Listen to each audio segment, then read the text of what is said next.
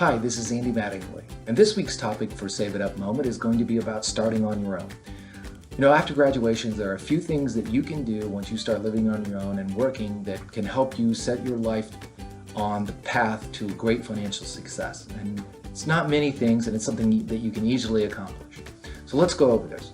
The first thing is, if you have student loans, figure out what your student loan payments are going to be and how you can make and minimize the payments if you need to, or maximize the payments so that you can get them paid off quickly, whatever fits your financial situation. But figure out your student loan payments. Don't let them just pop up on you.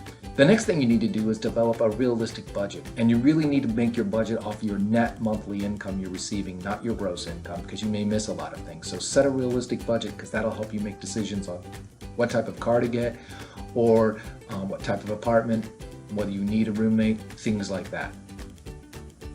It's really important, as soon as you can, start your retirement savings. At least do the company match if you can, but even if you can't, start with a little bit and start building that retirement savings the day that you start working, because it's going to pay off in the end.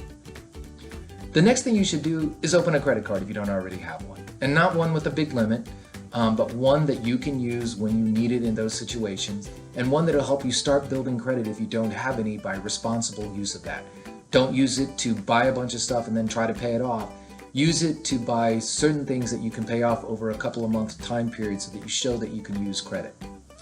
And then the last thing, start a savings account. Even if it's $50 a paycheck, maybe even $100 if you can do it, but start a savings account so that you're starting to build an emergency fund.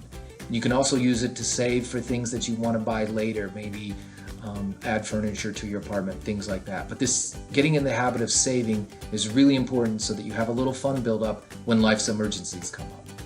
That's been this week's Save It Up moment on starting on your own. If you want any more resources on this topic, make sure you visit the Save It Up page at forumcu.com.